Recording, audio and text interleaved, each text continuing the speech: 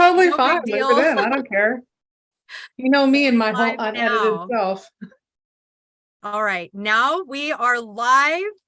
Give me just a couple of minutes here to set us up straight here with Faith Sage. Totally fine. Leave it in. I don't care. You know me and my whole unedited self. All right, now we are live. Give me just a couple of minutes here to set us up straight here with Faith. There we are. We're live with Faith Sage. I am so excited for this conversation. Faith, ever since you had me on your podcast I've been tuning in to each one of these participants that you have. This has been a project since long before you and I intersected orbits. That much is clear. Release Grief podcast sent me on a trajectory of self-discovery and revisiting my own grief process. And I just couldn't wait to have you on. And I'm so happy you agreed to join us today. Absolutely. So the grief podcast is it's been a labor of love for me, just for the simple fact that I felt these rumblings of I don't even know how to describe it. Like, I can feel these rumblings of people having all of this trauma, all of this grief, all of this ick that they need to get out. And there's no place for them. I mean, there are places, don't get me wrong. There are places online. There are places everywhere. But I just felt like I needed to be one of those beacons to be able to let them push that out of themselves, to help them with their healing process and potentially help others with theirs as well. I love that. The rumblings, it speaks to me of a frequency, that's rippling through us, which that undoubtedly changes in the wake of severe loss. As you lost your daughter, who was only 19, to a car accident. And this sudden shock to the system and the rumblings of change that ripple through us after. And so I want you to tell us about your personal experience, Faith, because I know it's going to give me downloads of my own about my personal experience. I think what you're doing is, because my own personal experience of trying to look into those other more conventional ways of therapy and of support, they didn't work for me in a lot of the ways that just talking with you and what you encountered and finding the parallels between our journeys of self-discovery and of like what this world is, it was so profoundly helpful to me. So I want to know what got you here, your grief journey that led you to this powerful work that you do. Well, it didn't. So the car wreck happened just August 10th of 2016. So we just had the 7-year, I think it was the 7-year memorial of that. And when it first happened, I was lost. I liken it to being lost, like I'm an iceberg floating in a sea of other icebergs, but having no connection with anything and anyone. And I knew at that time, well, not at that time, it was several months later, that I wanted to be able to help others that were going through this. Because technically she wasn't my birth daughter. She was my stepdaughter, but I had been with her father since she was 7 years old. So we had a huge history together, and we had a great connection because I made it my mission to, when I married him and he had 2 children, I made it my mission to not be the ugly stepmother or the mean stepmother or the horrible one. I wanted to bring these children, I wanted to bring them love and light into their life and make it so that when they get older, marrying age, childbearing age, all of these things, they didn't have to worry about inviting me and their mom to the same gathering. That's been my mission since I met my husband and met his children. And we blended our families amazingly well. And so I knew that this had a special story that would resonate with a lot of stepmothers, that take on these children that become their own. And it didn't manifest itself. Like I kept shelving the idea for years. I shelved the idea, and I was already in the online space, the marketing space. And so I'm like, nope, I just need to push with this. I will just go do this. I'm not going to focus on this over here because this seems like too much and I just don't want to deal with it. And so I kept pushing with that. Well, then in 2021, I lost my 4-year-old granddaughter in October. And I'm like, okay, that's it. I burned my whole other business to the ground and I focused solely on the grief stuff. And I wrote my book in 2022. It was published in January of 2022. I wrote another one in February of 2022. And that just catapulted me on this journey. But then it was almost like that wasn't enough. I needed to do more. I needed to give a space for all of this rumbling that I'm feeling inside and all of this rumbling that I can feel coming up on my social media platforms. And so I decided to this year create the podcast. And so that's what I did. I started it. Everything started lining up. I put out one post and all of a sudden, all these people started coming in and like, yes, I would love to be on your podcast. I would love to. And I just started recording. Are they perfect? Absolutely not. But they're perfect for my podcast. And they're perfect for the message that I want to push out there, for the realism that is grief, that is death, that is loss, that is trauma, because these people are experiencing so much. Like, I feel blessed to have them be a part of my journey and me a part of theirs as well. So that's my story in a nutshell. I'm so blown away by you and this process, just the way that you talked about, like, it's perfect for my podcast. Yeah. Maybe there's little messy moments. Maybe there's little things that, yeah, technically they could be polished better, but is that authentic? And honestly, not for me, not for my stuff. I do believe that there's a place for polished and perfect podcasts. When you're in the business world and you're talking about sales and you're talking about marketing, yes, absolutely. Put it there. When you're talking about grief and you're talking about loss and you're talking about death and you're talking about trauma, people need to see the ugly side of it to realize, not even to realize, but to know that they're not doing this alone, that their ugly moments are not the only ones that anyone ever sees, that everyone has these ugly moments. Exactly. And they're real and they're raw. And that's exactly how I wanted it to be. That is that parallel that you draw between your podcast and the presentation of these raw, real experiences of people that have suffered through grief. And I remember one aspect of our conversation on the episode that you interviewed me, and that was that, the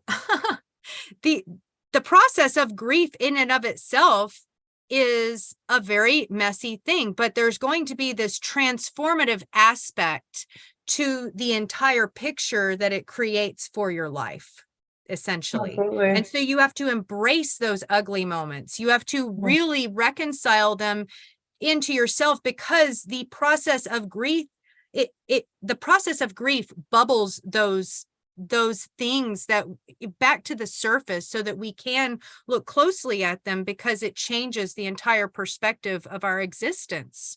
And it's something that every single human on earth at some point will experience. Absolutely. Incredible. 100%. 100%. It is. So I was wondering, if I could show you a couple of pictures, because another topic of parallel between our journeys, like I haven't lost a child, I haven't lost a grandchild, and we talked about the differing perspectives. I lost my younger brother at the age of 20 to suicide in 2015. And the ripplings that created within me, the rumblings, as you called it, incredibly transformative and certainly messy at times, right? But in watching my mother go through her own grief journey and how different, how incredibly different in not only the process, but in our perspectives and our journey also into reconciling that with each other to remain solid in our family. You know, that has, and I know that grief has that capability of either like bringing family together and at times splitting them apart. And I'm curious if you've experienced that, or if you've seen others whom you've worked with that have come together or been thrown apart. Yes, either one. Both.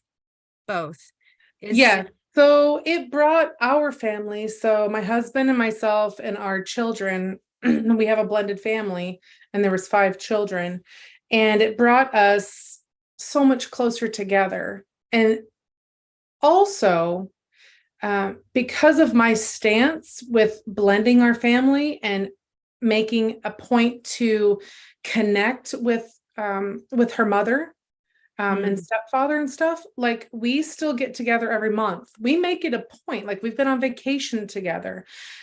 We went to Vegas together, and we went and toured the dam and went and stuck our toes in the ocean as a family. We did that as a family. But then her birth mother and her stepfather and yes, some of her siblings on that side. Yeah, absolutely. And then, and then some of the siblings on our side. And so we just make it a point to not let this tragic event separate and tear our family in two, because we still have other children and we still have other connections. But then on the flip side, and I think a lot of it has to do with going through the mindset work that is grief. Like if you are not touching into your mindset work, you are leaving yourself open to have your grief control your life forever and ever and ever and a day. You will, 100%. Grief is mindset, 100%. It's not physical. It's not anything else. It's you literally have to take control of your mind, and that will propel you forward into every other aspect of your life, area of your life. But in the flip side, so I mentioned that because my son and his wife that lost their daughter, it tore their family apart because they didn't have the mindset work. And it was heartbreaking to watch it and knowing that I couldn't help it because they weren't ready for it and their mindset was not there. Like being in business, I do mindset work all the time. And I think that's one of the reasons why it has propelled me and why I've probably bounced back as amazingly well as I feel like I have, because of the mindset work. And not everybody is in business. Not everybody gets mindset work, but anybody can have mindset work. It's everywhere. Go on YouTube. Do daily mantras, do the I am statements, learn how to reframe your negative thoughts. Like this is all mindset work, and it is a conscious decision to do it. It's a conscious decision, and one that I would say everybody needs. Even me, I need more too, all the time. So taking responsibility for your grief. Yeah. And acknowledging its existence and its need to be nurtured and tended to, with the proper tools at your disposal. It's like a garden. You have to weed every day, every week. You have to weed. If you want those big, beautiful flowers or those lush vegetables to grow, you have to weed, because if you don't, those weeds will grow up and they will overpower your beautifulness. I love that. It's interesting because in the couple of years after my brother passed, when he left us, I had to put my hands in the dirt, and I made my own garden, my own literal garden. And that was great therapy for me. But what you speak of, the metaphor, that always occurred to me as I was doing that gardening work, that literal garden work. It's like, there is an overgrownness in my mind that I need to sort out, and I need to pluck those weeds, baby. Pluck those weeds. I love that. I love it. That just brings back so many memories because I don't have a garden now. I haven't had a garden in a couple of years, but I remember that experience and I remember it being incredibly nourishing to me as I worked through all of these thoughts and my challenged belief system at this point. So many things are, kind of left in shambles that you do have to piece back together after in the transpiring of a tragic loss, whether it is a sudden loss like you and I experienced with your daughter and your granddaughter and my brother, or if it's a more drawn out loss like that in hospice care when I cared for my grandparents at age 23 during their last year of life, and it's coming, right? And it doesn't prepare you at all, just FYI. It really doesn't. It really doesn't. It's a different prolongs flavor. The agony. Oh yes, absolutely. Absolutely. So goodness gracious. I'm just going to say one more thing about the garden stuff. Yes. Because I think that people think that when you go out there and you just magically pluck the weeds and no weeds ever come back. That is absolutely not true. So last year, and I will bring this into real life. So last year I had a garden. Well, actually last year I didn't have a garden because I did not go and weed that garden. So the thistles took over and they were literally over 5 feet tall. And I had this, and what I said was I turned it into a pollinator's garden. So I made excuses as to why my garden had so many weeds in it. And yes, it was helping one aspect, but in the other aspect, it was not. And so this year I decided that I was going to take back my garden. I was going to get rid of the thistles. I was going to get rid of the weeds. And I was going to plant a big, beautiful garden this year. Well, come May, I'm like, these thistles are coming back. I can't get these thistles gone. Like, I don't know what kills them. The only thing I could read on there that killed them was this heavy powered like weed killer that I had to spray on there. I'm like, okay, I'm literally killing my dirt along with spraying this. And I'm like, okay, is this something that I actually want to do? Do I want to, like, it's a conscious decision again. Do I want to kill these weeds with this type of killer and then risk not being able to have a garden, or find another way to get rid of these weeds? Well, I went ahead and I used the heavy duty weed killer. I sprayed it everywhere because I knew that I had other means to put down on my dirt. I had been saving my eggshells all winter long. I had been saving my coffee grounds all winter long. I had what we make is called EM. It's a probiotic that you actually make yourself. I sprayed that all over. It's been known to help, like after the nuclear bomb and stuff went off, they sprayed it on their gardens over there to bring life back to their soil and stuff after all of the chemicals. And so I sprayed that on there. And then I planted my plants in June, late to the game. I'm in Minnesota. That was very late to the game. Planted my plants in June, put cardboard down, and then put, what is it called? Not hay, but grass clippings. No, straw. Oh, okay. Down on them. And I didn't do grass clippings because I figured that's how I got all the that's probably how you got the thistles. Right? So I didn't do grass clippings, but I put down straw over top of everything. Oh, and in the meantime, I also sprinkled in Epsom salts in my soils. And then I turned my soil. I didn't till it. I don't till. And then I turned my soil. My tomato plants are right now at 6 feet. And they are over 5 feet wide. I have fluffy tomato plants. And my husband's like, babe, you have fluffy tomato plants? I'm like, yeah, they're fluffy. They're like, the cages aren't keeping them in. Like, I can't walk between them. My basil is like, it's huge. It's like 3 feet in diameter, 4 feet in diameter. I'm like, I can't walk between my plants, even though I gave them an extra 1.5 feet space. I can't walk between them because they're so big and they're producing fruit like crazy. And so do I still have weeds in my garden? Absolutely. Are they 100% gone all the time? Absolutely not. It is a process that you continually have to keep doing. And sometimes it just takes longer to get rid of the weeds. Depends on how long you let them go overgrown. But I guarantee you it's beautiful on the other side. I love your metaphor. It's really speaking to me. Like, even the part about, do I risk killing my soil just to get rid of this thing that I can't stand anymore?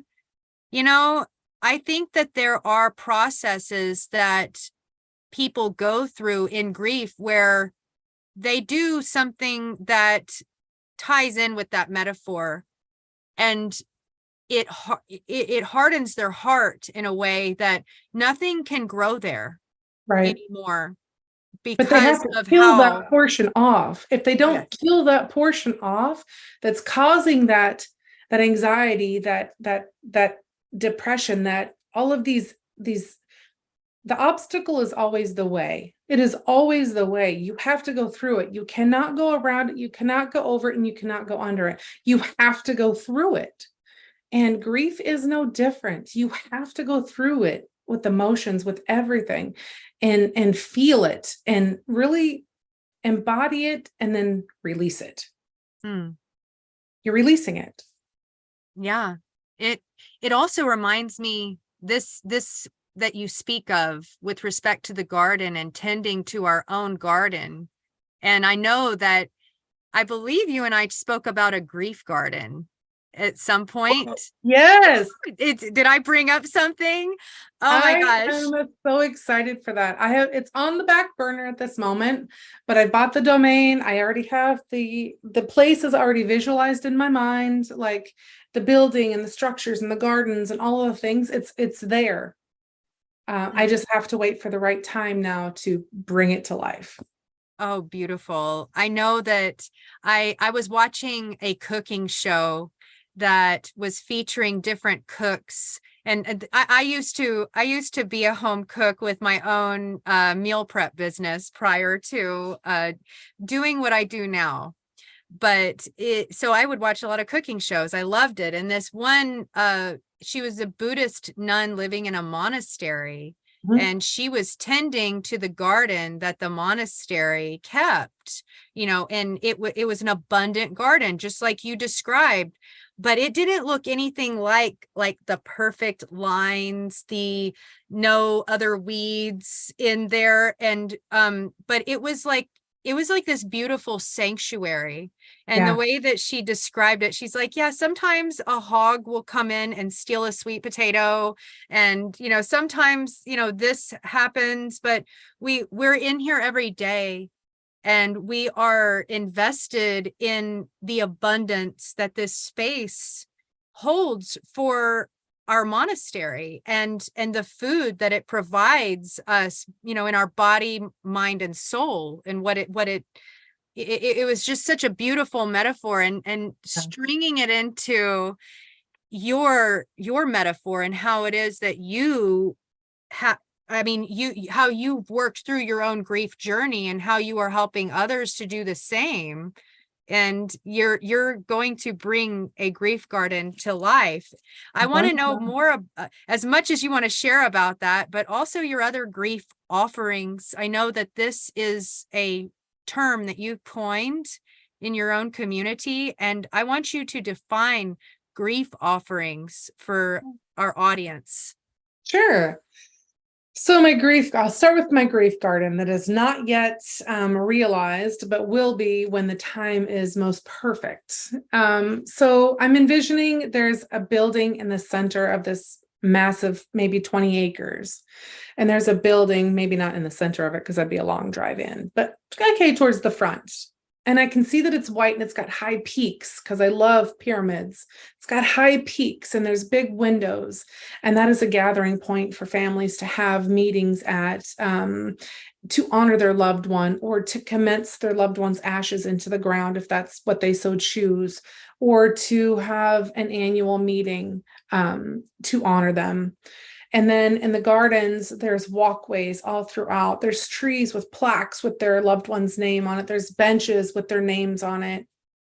And just being able to tour this, there's trees, there's flowers, there's fruits, there's vegetables, like all of these things that are put there. But the key thing for this grief garden is the fact that people can put the ashes underneath the tree. Like we can dig the hole and we can put the ashes in there to help sustain life and bring life out again, because we all start from, ashes to ashes, dust to dust. We all start here. And the earth is very healing and regenerative. And it just amazes me how many things grow from the earth without us even doing anything. And I believe that we are all connected in some way or another. And just putting that back in there and having that sustain that life form, whether it's a flower or a tree or a rose or whatever it may be. And then speaking beautiful words to propel it, because I'm a firm believer that words heal and words are magical, and you literally create your existence, whatever that may be. So if you're speaking negative thoughts and negative words, you're going to have a negative world. If you're speaking positive thoughts and positive words, then you're going to have a positive world.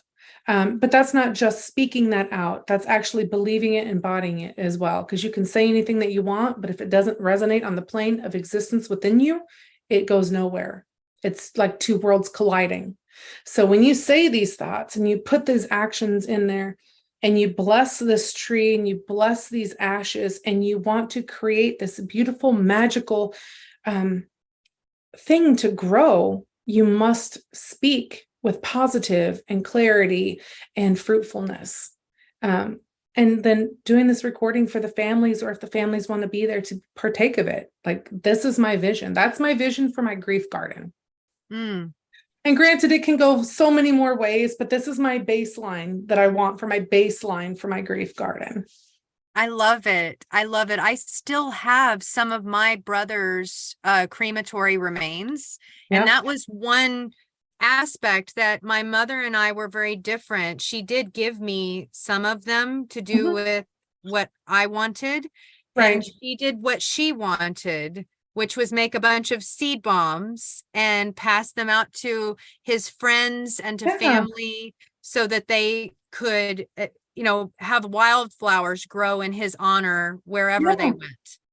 And absolutely, something about that felt very hard for me to let go of him. So I still have a lot of his crematory remains, but I've been looking at them in a different way now. And when you told me about your grief garden, I was like, I think that I think that this feels like right to me. It feels like a commemorative space. It feels like a place I can return to, but that's not like a graveyard, I don't like the graveyards. I don't either. I've never resonated with it.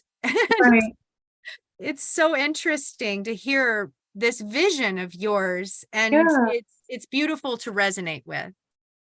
Yeah, a friend of mine and I were talking, and we want to plant trees because trees are life, plants are life. They're literally giving us oxygen. They're giving us fuel in which to live. And so just giving back to the earth, as well as honoring our loved ones that are passing, was super important to us. And so this is where that idea came from. And it seems like it's also honoring to any spiritual philosophy that chooses to express in this space. It feels very inclusive. It feels very warm and compassionate, and it feels right for anyone. And I love that. You don't have to have ashes to be a part of it. You can just dedicate a tree if you want, or a rose bush, or a peony, or whatever it is, some daisies or daffodils or carrots. Oh, I know my brothers. Because I want it to be community driven and community led. And I want to have the community involved. And when I say community, I'm not necessarily talking about the town with which it's going to be in. I'm talking about the community of people that have lost. Yes. That's my community.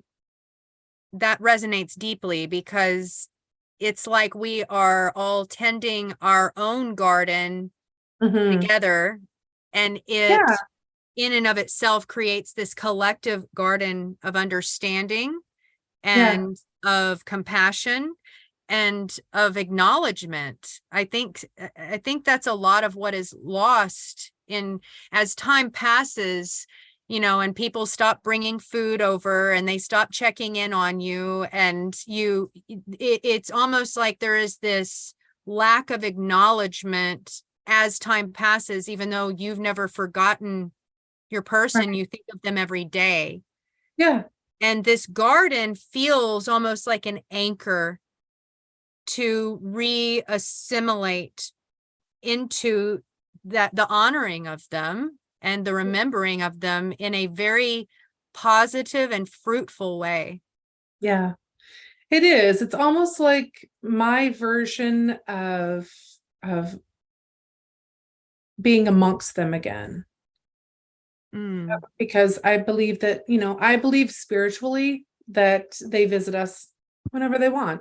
Like if we have this amazingly beautiful place that they can come visit that's curated just for them, why wouldn't they? Why wouldn't I want to be there with them? Like, that's my thoughts anyway. Especially if it's something that brings their entire family together. Yes. Yeah. So that's my long-term goal.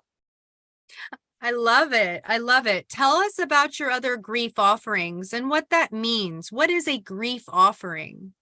So my grief offering is the term, the reason I don't like, I guess I'm just a lot of backwards in a lot of way. I don't really like the coaching terms, and I don't like the guru terms, and I don't want to ever position myself where like it feels like I'm above you, that I have more knowledge than you, because I don't.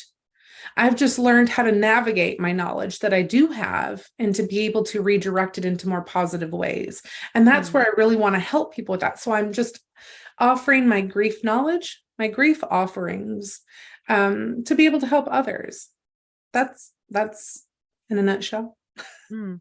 That's wonderful. And that speaks to me as well. I come from a background in the high ticket coaching industry. I am aware of that that energy, that icky energy that you're talking about. Yes, and I don't like it. Yes, it is. It's I talk about it being a part of the paradigm shift that we find ourselves within, that being kind of this pyramidal structure. It's almost like, you know, the pyramid scheme.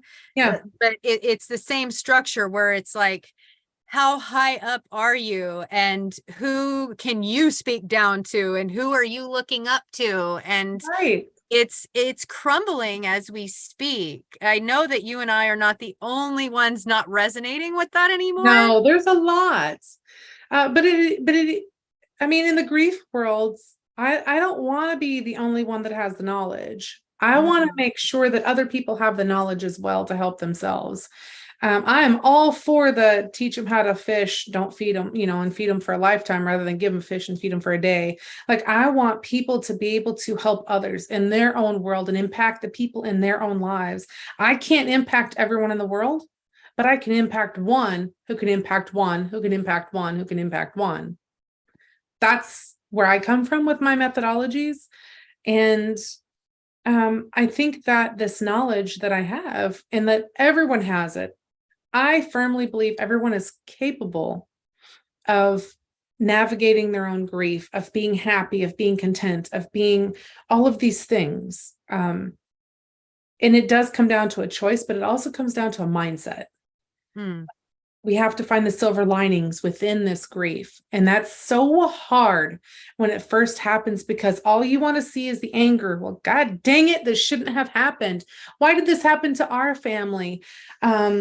You know, and it depends upon how they left us as to what type. And it also depends upon your relationship with that person. So there's a lot of variables at play. That's why no grief journey is the same, because there's so many different variables that it's super hard to just, I know them all, just walk this path and it will work for you, because it doesn't really do that. I mean, eventually you might get there, but I don't know how many bumbling spots along the way you're going to get stuck in. Mm, That's the issue with grief, is you get stuck a lot. absolutely. And I've found that it's almost like okay, I'm through that now. Right. Like, okay, I Or at got least a past that. second. Oh, yeah, right. Wait for it, you know? Right. Yes. Because I still have the bouts of depression, like, another Christmas without her. Mm, Here's another grandchild or another niece and nephew that she will never get to meet and hold, in real life. Or, or my granddaughter, like, she's never going to start school. She's never going to have these experiences, and that is heartbreaking because, you want those for your children and grandchildren. And then you turn to anger because, like, this is not how it's supposed to be. A parent is never supposed to lose their child. A parent is supposed to be, their child is supposed to be burying their parents, and different things like that. This is the progression that is supposed to be life, but it's not. And so then but you have to know how to pull yourself out. You can go into the spirals and you can be down for a day or so, but you need to know how to pull yourself out so that you can still get up and still function and move forward and help others along this journey as well. And by others, it could be just yourself. As long as you're helping yourself, that's amazing. I agree. I know I've had other family members that did not pull themselves out of it. Yeah. That they went to bed and they never really got out of bed again. Yeah. And you hear about people like dying from a broken heart. Yeah. And what It's that real. means. It is real. And it is a mindset. It is a choice. And we all have that free will here on earth as human avatars to make that choice, make those choices. And ain't none of them easy. No, the Certainly. obstacle is the way. Yes, always. Yeah. I want to show you something and see if you've ever seen this sculpture before, Faye. It's this sculpture resonated so deeply with my own mother when she was navigating her own grief journey. Let me see if I can pull it up. Let me find it. And it kind of speaks of something that is discussed in Chinese medicine. I'm not sure what exactly your spiritual philosophy is, but I wanted to talk to you about this specifically. Sure. I had too many windows going. Sound like me. Always. So this sculpture, I remember my mom showing me this sculpture and telling me how much it felt like her. It felt like what she felt like every single day. And I remember it broke my heart, like hearing that. I was in the thick of it too. Like, I was 7 weeks pregnant when my brother took his own life. And so I went through my pregnancy totally confused, like what's hormones and what's grief. I really can't tell the difference, And your child is feeling all of it. Oh, yes, absolutely. And, this was part of her grief journey, though. And there was a lot of space that I wasn't able to hold from even my own grief, much less hers at the time, because of so much else that was going on for me, And, but in reflecting on this, I've looked back at this sculpture and been moved by it a million times. Yeah. But it also spoke to me of this Chinese medicine. Can you see this article? Yep, I can see it. So in that the lungs are associated with the feeling of grief. And I remember reading into this a little deeper, and it wasn't but a few months after my mom showed me that sculpture that she developed lung cancer, and we almost lost her in 2021. And it was so interesting where her cancer was located. It was literally right where, like, around where her heart was. it was in the lungs, but it was around the heart in some kind of complicated ways. Right. And some, call it intuition. It felt like a deep and sorrowful synchronicity for me to see this sculpture and to juxtapose it with her lung cancer, and how our bodies will manifest, so many things in the process of trying to make sense of something so tragic. Yeah. We internalize so many different things. And I personally feel that if you do not get these grief emotions out, this is why I'm so big with it. I have monthly coachings, not monthly coaching, like monthly group coachings where women come in and we just talk. I give them space to be able to talk about things. I do a small mini presentation on something that's, a valuable insight for them to be able to do. And then we talk about the grief. We talk about their life. We talk about how it's impacting them, for the month or the month prior. And then, or even currently, but then I also have I'm starting a one-on-one coaching program as well for women who want a deeper, relationship to understand on their journey. And and one of the aspects in that is breathing. You must breathe, and you breathe in. And so I follow what is he called? He's a clairvoyant. So I follow him, and I've been through a couple of his meditations, and they are so fabulous. And a lot of people don't resonate with this stuff, and that's okay. You don't have to. You don't have to dive deep into it like me, but you still need to understand how to breathe. And people are like, oh no, we know how to breathe because we have to do it every day of our lives. But in actuality, you are not breathing, you are existing. When you breathe, it's a deep and it's intentional. You're literally visualizing the gold and the blue and the energy that's coming in, and you're pushing out the dark black. Like you're visualizing this, and you're cleansing your body as you're doing it. And I'm telling you what, you just do like a couple minutes of this visual, like shut your eyes, deep inhale, gold, blues, like rainbow lights coming in because they're healing. And then you literally visualize from the toes coming all the way up, all this black negative, and pushing it out into the world. And you're releasing it. Like this helps your body so much. And you just literally feel lighter when you're done. You don't have to take it any further than that. But just practicing breathing and intentional breathing. Like you do this a couple times a day and watch and see how your world will change. If you want to add to it, think amazing thoughts. When you're going through it, like the I am statements. I am beautiful. I am worthy. I am loved. All of these things. And then blow out the negative, the hate, the anger, the animosity, the stuff that just drives us insane, the jealousy, the all of the things that cause us to feel down, to cause us to have strife within our life. And just, these are powerful. That simple.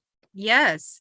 Powerful tools, powerful exercises to intentionally take. And I think a lot of the people that disregard this kind of stuff as woo or not, and that's okay. Everyone has access to their own truth, and I acknowledge and appreciate that very much. I love a multitude of perspectives. But what I will say is we are uncovering so much in current innovative technologies that have been hidden from us. Yes, we're able to see how very much we are creating our own reality. We're able to see that at the level of the electron, how much our thoughts and that mindset that you're talking about, it really has an effect on our reality, and we are in control of it. Like, not complete control. You can't control every external thing. Well, here's what I say about that.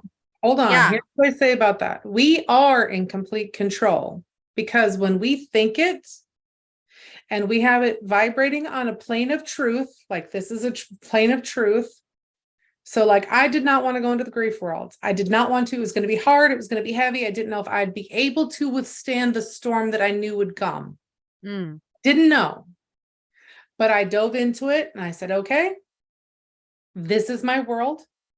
I will go full speed ahead, right? When you do that and you're on a plane of truth and you're controlling your existence, now my term of control is different than most people's. When I decide to go into this, the universe flourishes me. That is control. But first you must decide where you want to go, because the universe is always conspiring to give you what you want. You just have to decide what it is that you want. Exactly. And you decide how you're going to respond to everything that happens, and how it is that you are not just respond externally, but respond internally. Everything starts internally before it can come out externally. Everything. That's why I say the mindset work is so we need it so much. Like even me, like I like, just because I have a ton of mindset already doesn't mean I don't need more. I always need mindset work. We all do. That's something that's like weeding my garden. Okay, what can I do today? I can be thankful. I can be grateful. I can do my breathing techniques, those are just simple ones. So absolutely. And that just transpires more change and more identity shifts. And what it is that you are bringing into your orbit whenever you activate that power that you have. And of course, it's not like we have control of when our loved ones are here with us on this plane or when they transition. While that may be out of our control, the way in which we respond to those events, that honestly, it's something that we all have to look forward to. It's something that it's inevitably so as being a human. Yeah. And I want to clarify when I say control too, because I don't want someone to think that I can control every aspect of my life. I don't. There's only two things that you can control in your life. That's your actions and your responses. And so my actions are, so this massive thing happened to me. I can control how I react to it. My actions and reactions. And so when you choose to go down make a choice in your life. So say I'm going to go drive my car, you're making a choice that is controlling in your world at that moment. You're controlling. Now, can I control the other people that are going to be around me when I'm out and about? No. Can I control, the instances that's going to happen? No. Can I control the grocery store is going to be out of, apples that I want? No, I can't control any of that. But I control my actions and reactions. So I just wanted to clarify that, because I'm sure people are like, what? Control? You can't control nothing in your life, but you can, some of it. Yeah, no, you totally can. I wanted to hop into our chat here. We have some lovely comments, lovely supporters of your work, Faith. Oh, good. We have Pinkman Michael. We've dedicated trees on our campus for those that we've lost, and I love them. Like this is a concept that's resonating with a lot of people that haven't had that avenue and outlet that has resonated with them. The metaphor of the garden is a powerful archetype. I'm going to even give it that role as an archetype. Well, I think so, meaning. Because if you go to, think of a garden versus a cemetery. Which one do you want to go to? Not the cemetery. Yeah. And that's where I feel, and maybe this is my belief system coming in, I feel like a cemetery was created to just put a person there, put a fence around it, and never see him again. It was just a placeholder for that coffin. And I want it to be a living, breathing thing. And that's why I wanted the grief gardens and stuff. So I love that they're doing that on their campus and stuff. That is brilliant. It's beautiful. And I can see it flourishing. We also have Chelsea Kenyon in the house. Hey, Chelsea. I know she's one of our favorite people that we Yes. share mutually, bringing us together in the way that she did. And she says that co-creating our reality with the universe and others and circumstances can happen externally first, and then you can manage it internally. I love these varying Yeah. perspectives. It's something that I never conceptualized at the time of going through it. And I was just talking about this. It's almost like those first couple of years, you're inside of this bubble of experience, especially if it's not something that you're very familiar with, the Right. concept of loss. And then it's only with time passing that I mean, some of us longer than others, but in Right. looking back and reflecting, once you make it on the outside of that bubble, that you can kind of like see it as a magnifying glass. At least that was my experience, with Yeah. respect to internal and external forces and how they mirror each other. I think so. I think every day that we're doing something, we're planting a seed for future use. And so, Mm. whether that, like this podcast, for instance, like I'm on it. This is not necessarily going to, benefit me and flourish everything right now at this moment, but in the future it potentially can. So we're always planting seeds. And I always go back to my garden references. I don't know why. Maybe because they're so good. But so you're always planting seeds to be able to harvest a crop at a later date. Oh, I love that. Yeah.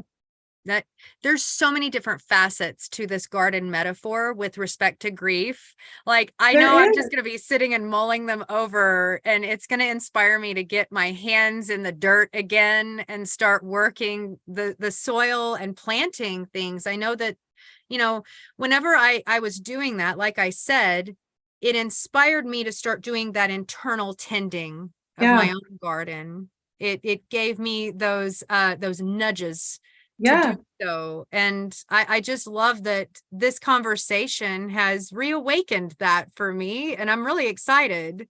Yeah. Um, Well, the earth is healing. Like we could talk about grounding work. That is grounding work. oh yeah, absolutely it is. And I remember I was actually powering my garden with crystals. It was like Yeah. an Oregon powered garden, and the fluffy tomatoes that you talked about. Oh my Lanta, like it did There make a difference, and it that's so does. validating to, It and does. it speaks to the frequencies we were talking about Right. too, and things that people might have considered woo at one point in time. There's such a spectrum of invisible light that we don't have access to with our 3D senses, that we're only just now, with this paradigm shift we find ourselves within, we're Right. tapping into these other abilities and insights and tools like you're speaking of Yeah. visualization, and what that does for the experience and for the inner work. Yeah. Yeah. I mean, I think grief is just so intricate. Like there's so many layers to it. So many layers, and to each person, to each instance, each occurrence, like everything, there's just layers upon layers upon layers. And I find that life just has layers. Like, it's okay, I'm here. And then you start climbing a couple, and then another aspect of your life is down here, and then one's up here. And like there's just different levels, different layers, different. And Yeah. well, it just doesn't. And that even speaks to the kind of gardening I did. Have you ever heard of lasagna gardening? Yep. Where you literally garden in layers. And I Layers. remember we used to go and grab, yes, the old coffee grounds from the coffee Yeah. shops, and Yeah. keep cardboard boxes and grass clippings and crunched up leaves and eggshells, and Yep. each one its own layer. And over time, what happens to those layers is they begin to merge with each other and become this reconciled soil of nourishment. Yes. And that's what it's like. That does take time. It is a Mhm. process before that can happen, and being kind and gentle with yourself while you go through the motions of sorting through those layers with which to build your garden with. Right. That speaks to me as well. I wanted to point out one lovely comment here that spoke to a different kind of grief. and I wanted to hear your thoughts on this. I had to deal with the grief of losing the relationship with my mother. Though she is still alive right now, she has not spoken to me in a decade. And that kind of speaks to the concept or the idiom of someone saying you're dead to me. Right. And that this is a different kind of grief. I know you're having different kinds of people on your podcast speaking about different kinds of grief. I do. They haven't really. So one of them was they had lost someone and they didn't know how to process, or they were having to work through the process of them. It wasn't a family member, wasn't nothing like that. But she was the babysitter, and all of a sudden the young girl who was about 10 at the time came home, and the babysitter was found dead in a valley. And so going through all of these emotions, so she was like a big sister, but going back to like cutting a family member out, that one there has so much entailed with it, because when they're still alive, so you're grieving the relationship that you once had or that you wished you had. And so one of those things is like you're in remembrance. You have to think towards the future and towards the future of yourself. How can you be a better version of yourself while still, and I'm assuming it's the mother's choice to not have communication with the child, which is, I mean, it's just heartbreaking. And I can't speak to like 100% of it because I don't know all the details, but there is, and I don't know the situation, what had it transpired, if there was narcissism, if there was all of these things. But I like to think back and say, things happen for a reason, and it may not be prevalent to you right now. So like with my garden last year, with all my weeds in it, I was not ready for a garden, mentally, physically, or emotionally. I was not ready to tend that garden. This year, I was extremely ready to tackle that garden and to handle the weeds, to handle the stuff that came up in it. I had already armed myself with knowledge and resources to be able to combat whatever I might face within that garden at that time. But even going back to like after my daughter passed, I was not ready to push that grief course out. I was not ready to do any of those things, which was probably best because I was still in the thick of it. I hadn't gone through to the other side. I just knew that I wanted to help. But then I shelved it because I wasn't ready. The universe was letting me know I wasn't ready. And so for her, I would say that with the mother excommunicating from her, that maybe there's a reason, and she can go through this growth phase without maybe negativity in her life, without maybe, all of the encumbrances of narcissism, if that was the case. I'm not sure. I don't know. But just finding it within her to boost her own self up, mindset work. We always have to do the mindset work. That's and beautiful. So there may never be a reason as to why, but it's still, she's going to have to go through the cycle of grief. She's going to have to, and it'll be specific for her to go through it. She's going to have to go through the anger. Like, why in the hell is this person excommunicating? What the hell did I do? Why is this happening to me? And then she'll go through, the rest of the phases. And finally, you know what? It's their choice. Just because it's a parent does not make it a right to them to have to talk to you. They don't have to. Right. Choice. And they chose not to. It's to look these concepts of truth straight in the face. It's like, it makes me think of, you can't really have courage if you aren't afraid of something. Like looking closely at things like that. I mean, I can speak to my own experience, not theirs, but I have family members who I am excommunicated from, very close family members I grew up with, and I cannot speak to them anymore. And what I have reconciled with that, Faith, is that And I know this from my contact and communication and further developing my relationship with my family members on the other side of the veil. There are many of them that I have enjoyed my relationship far more with them since they transitioned than whenever they were here in the 3D, Right. And I do believe that my own spiritual philosophy speaks to this. We are all integral facets of oneness. Yeah. Here to have a human experience, and like raised from a great sun, right? And this is a brief, finite period of time, and we return to that oneness after, and but our loved ones still have access to us because we don't really leave. We just don't materialize in the 3D any longer, right?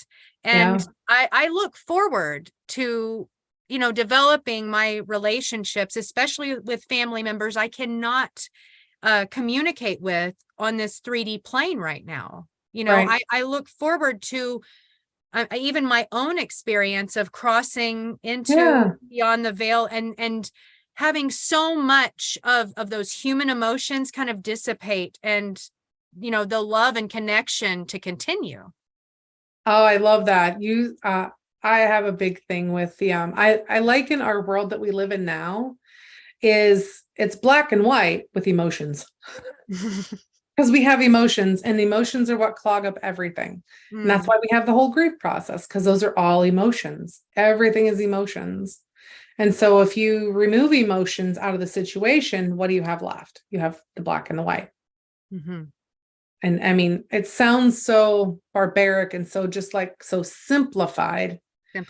But if you make it simplified, that's what it is. Like in my world, is it perfect? No, absolutely not. Absolutely not. Because then I'm like, well, what about this? And then I'm like, nope. We're going to go back to here. And then, and you just have those conversations with yourself. So I don't know if I said anything that would help her or not with all of this, but I hope I did.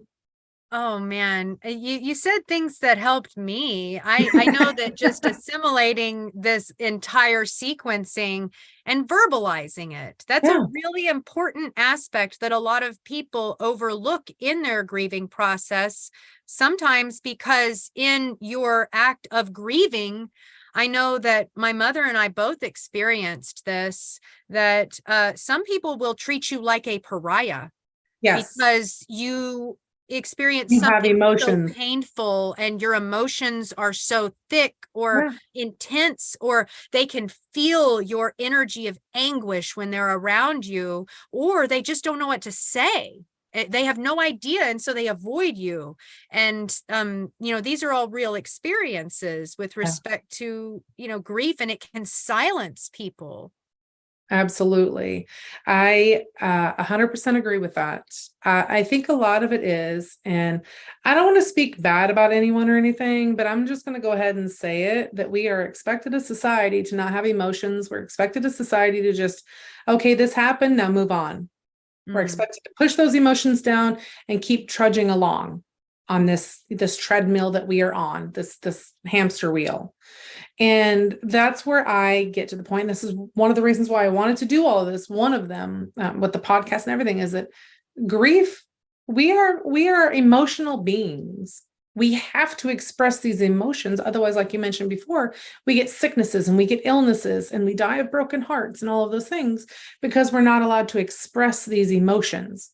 If you're pissed, you're angry, let it out. Be angry, be pissed. Let that tirade go. And then what happens after the storm? There's a calmness. Every storm that comes through, there's a calmness. Yes, does it leave destruction and mayhem? Sometimes. But if you have a good rain and a nice thunderstorm that comes through, what happens? The grass is brighter. The grass is greener. The skies seem bluer. All of these things. But you must first let that out. Let those emotions go. The depression, let it go. Let the anger, the rage. That was my big thing, was I had the rage and I couldn't express it. And so at one point I was going to have what was called the Bad Bitch Adventure Club. And I was going to have women go to these exotic not exotic, but they were in the US, but it was like going to Vegas and shooting mortars. Ah, I'm going to a break house just to get this anger and this aggression out because we're not allowed to, especially as women. Men is like, okay, well, men, that's a normal response for men. They could just get angry, whatever. They have all these other things. But as women, we're supposed to be these perfectly curated beings that handle everything and show nothing. mm. And I am so not like that. I know that other women are not like that either. Like they have to have these ways to just shed these layers of emotions, and get them out in a nice and healthy, productive way. I'm not saying, take it out and go beat up an ex-boyfriend's car or smash the windows out. That's not what I'm saying. But like going to a smash house and just taking your rage out on an inanimate object like a TV or whatever they have in there, glass, and throwing it at the wall, or going to a splatter paint thing and splattering paint everywhere and just getting those emotions out. Having And that outlet. yes. Mm-hmm. Yes. I know. We women, I loved how you characterized us. Say Yeah. that again. We are what kind of creatures we're supposed to be. Oh gosh. Perfectly. I don't even remember what I said now. It was so perfect. I am so editing that out as a short after this because I loved what you said. It's like we are expected to be this thing and never express it while keeping it all together, Yes. with, all of these different multitasking things going on around us simultaneously. I know as a I am an intensely emotional creature as a woman. My kind of expression is absolutely like in conflict with that, like that doesn't work for me, and it never did. And it's but it's I remember also feeling rage and not being able to pinpoint what the rage was, and it kind of trickling through in other activities with other people while I was doing different things that had nothing to do with my rage, because I just wasn't ready to look at it. I wasn't ready to tend my garden, but it was bubbling out of me nonetheless. I always say that if you do not do the grief work will do you, and it will come out. Girl. It will come out. Like you have to go through the motions of the grief. You have to face it head on. If you do not, like, it will come out when you least expect it, and every time that you do not want it. Like it will. You have to manage it. You have to tend it. You have to, maintain it. It's just something that will live with you forever. And everyone will experience grief. Mm-hmm. We are creatures that from the time we are born to the time we die, we will move from one grief experience to the next. They will compound on each other. They will lasagna themselves right on in there. But if you can learn how to turn those lasagna layers into good soil, that'll benefit you in the long run. It'll be fruitful. It'll just turn to mold and rot, and it'll wreak havoc on your soil. Yeah. Oh, so true. I wanted to point out one more comment from one more participant in this live today. He says, I love the description of grief as an active process as opposed to just living, and in parentheses, sort of. And he says, further, when I lost my father, I felt like I was walking around but dead on the inside. Yeah. It took me years to actively grieve, after which I returned to life. And then he said, but like you said about the garden, I wasn't ready at first. Yeah. Well, it's hard. If you don't face it, you can't. So in any situation, anything in life, if you don't know what the problem is, you can't solve it. If you don't realize that you're in grief, you can't actively get yourself out of it.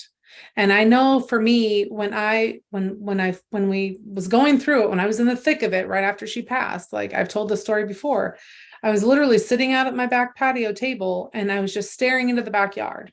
I call it my nothingness. I was in my nothingness. I was deep in my nothingness. Nothing mattered. I was eating nothing. I wasn't sleeping. I was drinking nothing. I wasn't moving. I was doing nothing, and nothing existed in here. Nothing. Mm. And I remember my husband, he was like, babe, like, you need to do something. I'm like, yeah, what? I don't know. And he's like, well, I was listening to some YouTube videos, and they're called NDEs, near death experiences. He goes, I really think you should listen to one. Because we both have the same thoughts and stuff on going to therapists and psychologists and all those things. And I'm like, okay, fine. I'll listen to one. I was begrudgingly going to listen to one just because he kept pounding me about it. And so I listened to one, and I listened to another one, and another one, and another one. And finally, I started coming out of this, what I call the nothingness. And I can't tell you how long I was in it. I don't know. It's probably weeks, might have been months. I don't know. I don't remember. I just remember being there and then coming out of it. But I can't tell you the exact time, because there's no definitive times on anything in grief. And so I started listening to these, and it really resonated with me, because we're all spiritual beings. And so the NDEs let me know that while she is gone, I still have a connection to her, and that I will one day see her again, because our lives were meant to cross in this lifetime. They were meant to cross in another lifetime. Like, I know this. I believe this with all of my being. It was not chance and by happenstance that I met her father. That was predestined. I just had to reach out and grab that reality for me. It's so empowering to think of it in that way. I had to reach out and grab that for me. I had to make the decision. There was nothing that anyone could do for me. Yes. You know, I could have walked away from him. I could have, we could have never been in a relationship ever. And my life would have taken a different turn. I would have had a different set of actions in my life, but I chose this one. And this is when the universe started blessing me with all the things that were for this life, this chosen one. It's beautiful. It kind of begs the question, if, like, I know that a lot of people, especially grieving mothers, struggle with this one. But I know a lot of people believe that, we choose this life before we come here. And that includes our children who leave us so prematurely, seemingly. That it makes me wonder, the story you just told me, like, is, there is this kind of predestined nature to our life. We have free will, but there is some kind of culmination of the trajectory that our life takes, and the decisions that we align ourselves with in the face of great pain and suffering and challenge and turmoil. But it's almost as though, like, when you get on the other side of that, like you have, and you are able to look at it, and it's like, I feel incredibly aligned with what it is that I'm here to do. And I wouldn't be here if not for that. Right. Absolutely. I've thought of that too. Like, and I've heard people say that our lives are predestined by the time we get here and we were birthed and we're to go into this, but that wouldn't completely negate free will. I agree. In an aspect of it. Now, if that was that our lives were destined to come here in this, when we came here, whatever year we were born, whatever month, day, whatever, we're destined to come here on that specific moment in time. And that's when our free will starts. At that point, I don't know, like, we are always making choices, minute decisions every day, whether it's to wear this purple shirt, whether it's to wear these earrings. Why did I choose them? Why did I choose to chop all my hair off and go into a faux hawk? Why did I choose to, just whatever? Why did I choose to do my garden this year? Just those simple, smallest, tiniest, itty bittiest of thoughts are choices that we have made that moment. Now, what happens in the next few moments and future down the road will be determined by the moments that we make right now. Now, for me, reaching out to create this relationship with my husband was a moment, a brief moment in time. I could have said, no, I don't want to be in this relationship. I could have, and my life would have taken a different turn. And I feel that if I would have done that, then life and circumstance, universe, whatever, would have brought everything else into that I was supposed to have for that one. And I believe that, like, I believe in the good and the bad. Only to a certain extent, because I don't believe like things are inherently good or things are inherently bad. I believe there's a case of things are, as opposed to, so like she passed away. We lost her in a car wreck. Did it feel horrible and emotionally and creepy? Not creepy, but like disgusting? Yes, absolutely. At that moment in time, it did. But look what has blossomed on the other side. I am now able to help, however many people with grief that may not have a voice for them, that may not have a voice for themselves or myself even. But I would not be able to be that voice if she would not have passed. So these are what I call the silver linings. Like, yeah, it sucks. Yeah, it hurts. But if I think about it as good or bad, then it negates everything going forward. Because if it's only great that she passed, well, then that's negating her and the life that we've lived together, the moments that we've shared, the bonds that we've created. But if we, if it's just something that happened in my life, then everything going forward is. And this is how I process things too.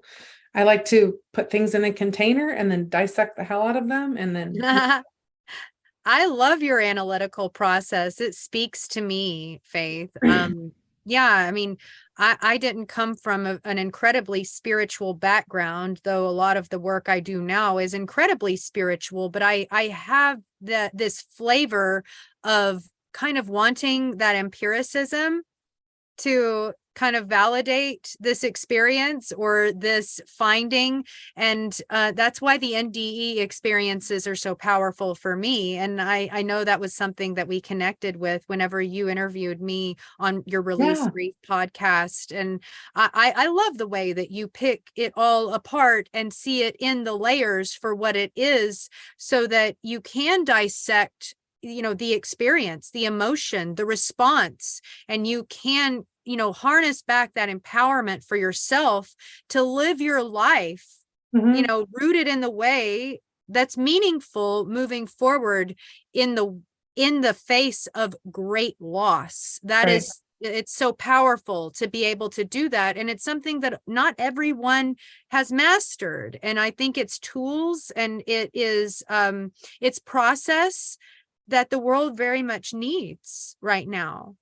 And I just want to thank you for your work for humanity and for coming on to ZenJen Connections today. Will you let us know how it is that anyone who's tuning into this live or for the replay can connect with you for your coaching services and, for all of the beautiful creations such as the Grief Garden and your Release Grief podcast that I can't wait for the episode that we had to premiere. We'll keep y'all tuned into that, but please let us know how our viewers can connect with you.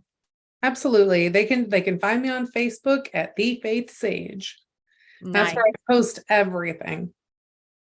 That's where, yeah, absolutely. I love your expression on social too. It's authentic. It's fiercely compassionate. And I'm so blessed for our orbits to have intersected. And I can't wait to see what comes next. It's been a really, really delightful, energetic exchange between us. I think so too. Like, I love the emotions. I love talking about the things that aren't talked about. And spiritual stuff is not really talked about. Like, it is in certain levels, but like when you start applying it to everything in your life, it changes. And it changes, for me, it changes how I view the world, because I view everyone as not necessarily good or bad, but they just are. They're humans. And I do believe in demons. I do believe in all of those things, and that we can be possessed by bad things. But I also believe that the brightest lights get attacked the most. Mm. So therefore, that's where I believe, like people that get stuck on drugs or alcohol or addictions of some kind, or like even depression. I believe that the brightest lights get attacked the most, and we need to protect those bright lights, but the bright lights also have to want it for themselves too. Like you can't force anything on anyone. They have to want it for themselves and then to just be there for them when they need it. But always protecting your own mindset first, putting on your own, what is it, your own safety mask, whatever, from the plane. Put on your own stuff first and protecting yourself. It always comes from also the empty cup doesn't I was going to say doesn't thirst anyone. Not quite what I had in mind. But the empty cup doesn't quench anyone. So you have to make sure that you are good yourself. And that's the mindset work. And another tidbit, this is going back to the lady that had spoke about her mother not speaking to her anymore, excommunicating from her. There's an exercise that I had done a long time ago, and it was called the 7 levels. So what the 7 levels is ask yourself, why does this bother you so much? And then you'll give an answer. And then you rephrase it into, okay, why does XYZ bother you so much? And you go down to like 7 levels. So like and you have someone else ask you this. I mean, you can do it yourself, but it's even more impactful if you have someone else do it, because then they'll like be drilling right in. You're drilling right deep down into the core of why it's bothering you so much. Because on the surface, say, because it's my mom, like, and I want to have that relationship, but there's a deeper understanding, just like with your grief. You can do this with your grief too. Like, why is my grief so emotionally overwhelming at this moment in time?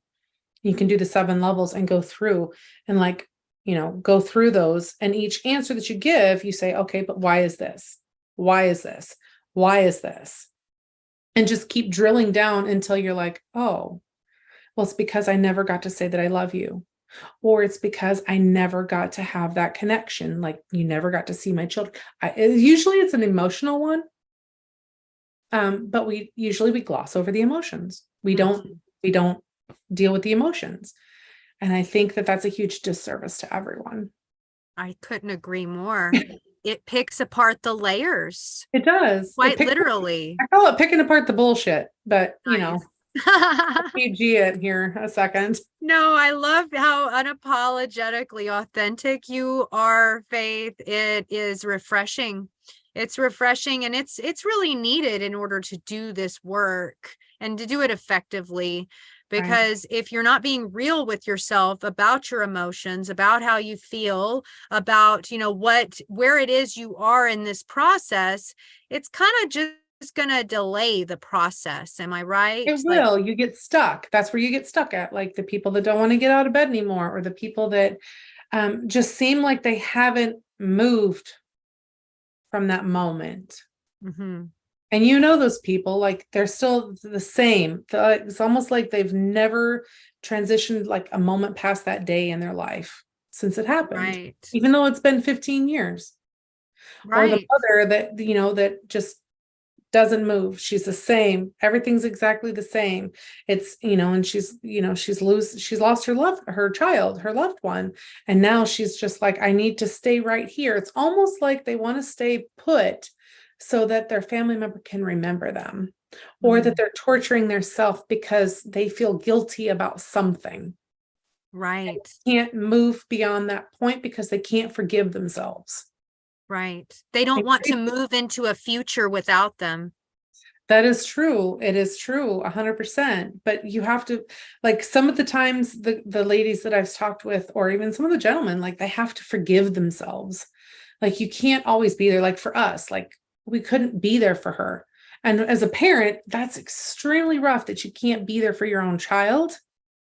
And that speaks volumes. Like you want to help them, but they're also a young adult. They also have their own decisions, their own consequences for every action that they have taken as well.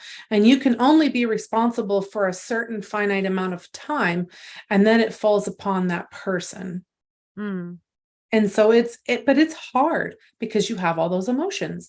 You have all that guilt. You have all that stuff that's just like ickiness. And you have to wade through it. Feels very heavy, and to pull it with you without actually sorting through it becomes very labor heavy. Like, Yes. and it's very impossible. I found it impossible to do, everyday tasks. Even like just doing the dishes was a grand feat, that if I got the dishes done, if I had the energy to get through that, it just felt so laborious. And I remember at a time not wanting to move forward. I remember identifying, we talked about the power of visualization. I remember identifying as a stone growing moss in my bed. Yeah. And not wanting to move because of how encrusted I had become. And I didn't want to get up.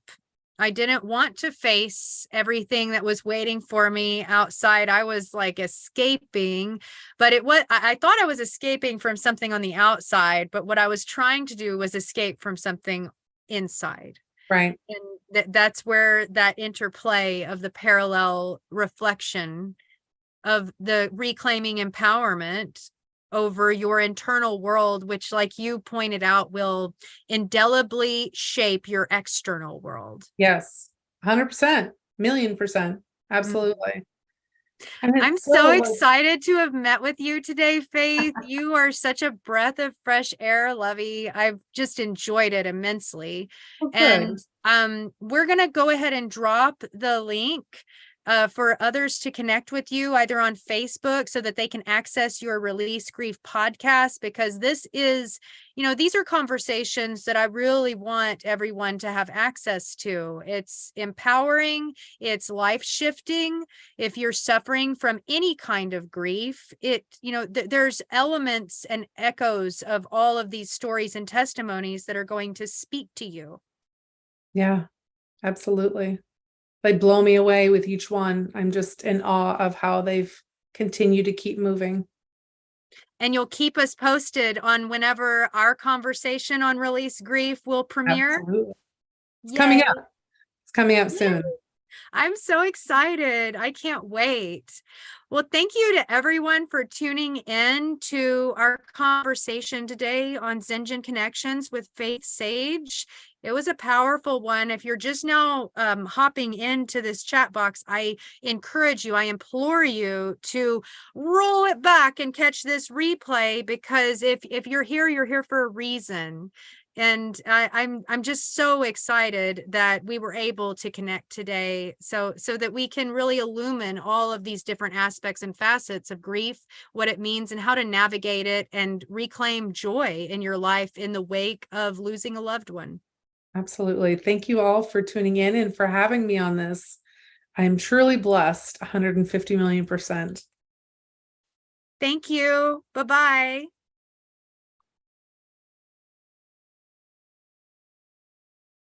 All right. Hi, Faith. How did that